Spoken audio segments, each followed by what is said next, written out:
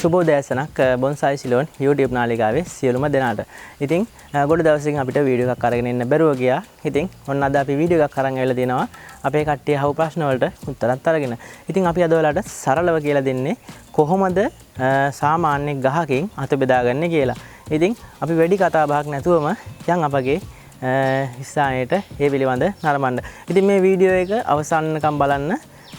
අවසන් ඉඳන් නරඹලා මේ වැඩේ කොහොමද වෙන්නේ කියන එක පිළිබඳ ඔබට අදහසක් ගන්න පුළුවන් වෙයි. එහෙනම් අපි වැඩි කතා බහ නැතුව යන් අපේ වැඩේට. රයිට්. අද අපි ඔයාලට අරන් ඇවිල්ලා තියෙන්නේ නුග ගහක් අපි අතු බෙදා ගන්න හැටි තමයි පෙන්වන්නේ. සාමාන්‍ය ඔයාලා විලඳ පොලේ ගන්න ගහක් සාමාන්‍ය එක විදිහට උසට තියෙන්න පුළුවන්. මම යාට උදාහරණ වෙනම පෙන්වන්නම්. ඉතින් සාමාන්‍ය මේ වගේ ගහක් හදා ගන්න පුළුවන් අපිට වැඩි කාලයක් කියන්නේ නැතුව මේ වගේ ගහක් ලස්සනට අතු බෙදා ගන්න හැටි තමයි ඔයාලට කියලා දෙන්න හදන්නේ. ඉතින් මේකෙදි ඔයාලට ගහ කපන්න වෙනවා. ඒකට ඉතින් ලෝභ හිතෙනවා සාමාන්‍ය. එහෙම තමයි මේ වැඩේ කරනකොට අපිට මේ දෙයට මුණ දෙන්න සිද්ධ වෙනවා. ඉතින් මේ ගහක් වුණත් ඔයාලා මුලින්ම පොඩි පොට්ටවල ඉඳන් හදන්න එපා. ඉතින් ඒ ගොඩක් අය කරන වැරද්දක් තමයි පොඩි පොට්ටවල ඉඳන එක. එහෙම ඉඳලා කරනකොට සාමාන්‍ය ගහ වර්ධනය ඉතා හිමින් තමයි වෙන්නේ. ඉතින් ගොඩක් අය කමෙන්ට් වලින් දාලා තිබ්බා මේ ගහ හැදෙන්නේ නැහැ. මේක කොච්චර කල් යනවද? ඒ ඔක්කොම විසඳුම තමයි මේ වගේ ලොකු පෝච්චියකට ගන්න එක. හරි. අපි ඒකට පොඩි යොදා ගන්න ඔයාලට පුළුවන්. සාමාන්‍යවට එදිනෙදා හම්බෙන මේ වගේ කටර පිහියක් වගේ ගන්නත් පුළුවන්. නැත්නම් ඔයාලට මේ જાතියේ පොඩි බ්ලේඩ් පිහියක් ගන්නත් පුළුවන්.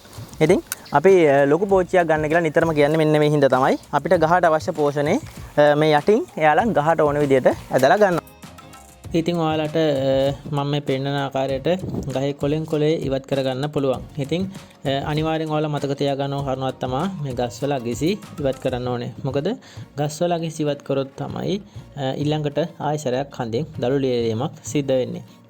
ඉතින් ඔයාලට දැන් මම මේ කරන විදිහට ගහෙන් කොලේ කොලේ ඉවත් කරගන්නත් පුළුවන්. ඉතින් ඔයාලට මම මේ භාවිතා කරන පිහියට අමතර ඔයාලට කතුරක් වෙන දෙයක් උනත් භාවිතා කරන්න හැකියාවක් තියෙනවා. ඉතින් නියම විදිහට භාවිතා කරනවා නම් බොන්සයි ටූල් මිලදී ගන්නත් පුළුවන්. ඉතින් එහෙම කරන්න අවශ්‍ය නැහැ. ඔයාලගේ අවශ්‍ය පරිදි අපිට අවශ්‍ය වෙන්නේ අපේ කාර්යතබ්බ කරගන්න පමණයි. ඉතින් ඒ සඳහා මම භාවිතා කරනා වගේ මේ ආකාර පිහියක් ඔබට භාවිතා කරන්න හැකියාවක් තියෙනවා. ඉතින් මේ විදිහට කොළ ටික ඉවත් කර ගැනීම ඔයාලට කරගන්න පුළුවන්.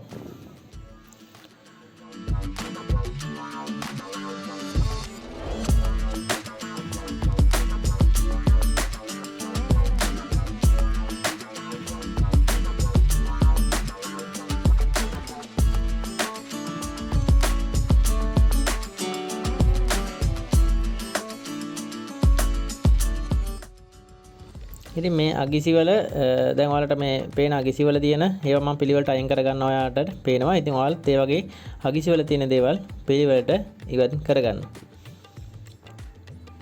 හරි. දැන් ඔයාලට මේ පේන විදිහට මම උඩ අත ටිකත් කපලා ඉවත් කරගන්නවා. ඒ කොලෙන් කොලේ ඉවත් කරගන්නවා. ඉතින් ඔයාලා කිව්වට පිළිගන්න එකක් නැති වෙයි. මට පුළුවන්කමක් තිබ්බොත් මම පසු කාලිනව පෙන්නන්නම්. මගේ පරණ ගත්ත ෆොටෝ තිබ්බා. ඉතින් මේ ගහ තිබ්බේ ඇත්තටම තනි කඳක් විතරයි.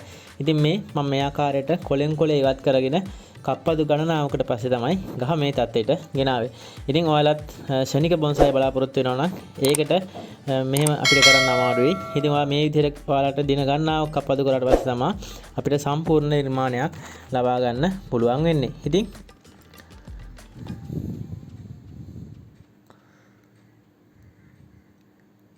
හරි එහෙනම් අපි බලමු මේ පේන්න තියෙනවාට මම සම්පූර්ණයෙන්ම ගහේ කොළ ටික ඉවත් කරගෙන තියෙන්නේ. ඉතින් ඔයාලට පේනවා ලස්සනට ගහේ අතු ටික දෙපැත්තට බෙදලා තියෙන කියලා. මුලත් ඒ විදිහටම යටින් තියෙනවා. ඉතින් මම මුල ඉවත් කරගෙනම සිද්ධ කරන්නේ නැහැ. ඉතින් මේ වගේ අතු ටික ලස්සනට හැඩ කරගන්න පුළුවන් ඔයාලට මේ කරන විදිහට කප්පදු ටික හරියට කරගත්තොත්. ඉතින් මම ඔයාලටත් කියන්නේ ඔයාලගේ තියෙන ගස් මේ විදිහට කප්පදු ටිකටම කරගන්න. ඉතින් මේ එහා පැත්තට මේ පේන්න තියෙන ගහත් මම කලින් නිර්මාණ තිබ්බ ගහක් මම කප්පදු කරාට පස්සේ තමයි ඔයාලට ඒක මේ දෙකට බෙදලා තියෙන්නේ. ඉතින් මම මේ ගහේ අතු ටිකක් දැන් ඉවත් කරනවා. ඉතින් සාමාන්‍ය මේ ගහක කොළයක් දෙකක් තිබ්බට කමන්නේ. හැබැයි දළු ටික ඔක්කොම ඉවත් වෙන්න ඕනේ. මේකත් මේ වගේම තනි කඳකට තිබ්බ ගහක් තමයි මේ පළවෙනි කප්පදුවෙන් පස්සේ මම අතු දෙකකට අරගෙන තියෙන්නේ. ඉතින් ඔයාලට මේ කපන අතු පවා නැවත පැල කර ගැනීමට හැකියාවක් තියෙනවා. ඉතින් මම කලින් පරීක්ෂා කරලා බැලුවා මේ නුග ගස්වල කොළ පවා වැල්ලේ හිටවල වතුර දැම්මොත් ඒවා පැලවෙනවා. ඉතින් ඔයාලා මේ කපන කොළයක්වත් අතු කෑල්ලක්වත් අහක දාන්න එපා. මොකද ඒක නිර්මාණයක් පස්සේ හඹා යන්න එපා. ඔයාලට නිර්මාණ ගණනාවක් කරන්න පුළුවන් ගස් ගොඩක් ඔයාලට තිබ්බොත්. ඉතින් මම නිතරම කියන කාරණාවක් තමයි එක ගහක් හිටවලා ඒ ගහ හැදෙනකම් බලන් ඉන්න එපා. ගස් ඔයාලා ගොඩක් හදාගන්න. ඉතින් දැන් ඔයාලට මේ අතු දෙකට බෙදලා තියෙනවා පේනවා. මම මේ අල්ලන් ඉන්න අත්තත් කලින් කප්පදුවෙන් ඇවිල්ලා තියෙන අත්තක් තියෙනවා. මම නැවත වරක් ඒ ස්ථානයෙන් කැපීමක් සිද්ධ කරනවා. තවත් අත්තක් ගන්න ඕනේ හින්දා. මේ දින මුල් ඉවත් කරන්න එපා. දැන් ඔයාලට මේ පේන ගහේ නිකන් තියනා වගේ පෙවුනට මේක යටත් මම සැලසුම් කරලා තමයි නිර්මාණය කරලා තියෙන්නේ.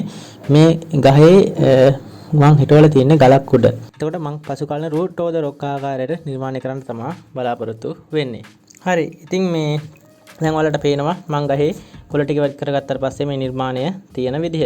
ඉතින් ඔයාලටත් පුළුවන් මේ මම කියලා දීපු ආකාරයට ගහේ අතු කප්පදු කර ගැනීමෙන් තවත් අතු නිර්මාණය කරගන්න. ඉතින් මේ නුගපැලයකට මම මේ කප්පදු කරත් සියලුම ගස් වලට මේ විදිහට තමයි කරන්න ඕනේ.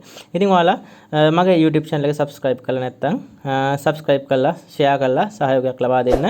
ඉතින් මේ ආකාරයට මම ඉදිරියට මේ ගහේ තොරතුරු ඔයාලා වෙත ඉදිරිපත් කිරීමට බලාපොරොත්තු වෙනවා. ඉතින් එහෙනම් ගිහිල්ලා එන්නම්. ඔයාලා දෙන්නට සුබ දවසක්.